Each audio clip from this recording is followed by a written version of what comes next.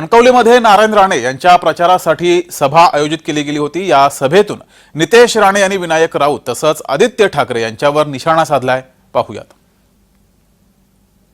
ते काय 10 वर्ष एक निष्क्रिय खासदार इथे निवडून गेला।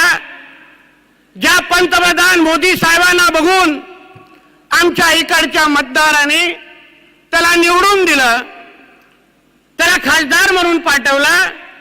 हे गेली 10 वर्ष त्यांनी रडण्याच्या पलीकडे आमच्या ह्या मतदारसंघामध्ये काहीही केलं नाही। हे आम्हाला गावागावामध्ये मतदार सांगताय। आता त्या पानबुडी प्रकल्प जेव्हा आला तेव्हा हाच पेंग्विन तिकडे पर्यटन मंत्री म्हणून होता।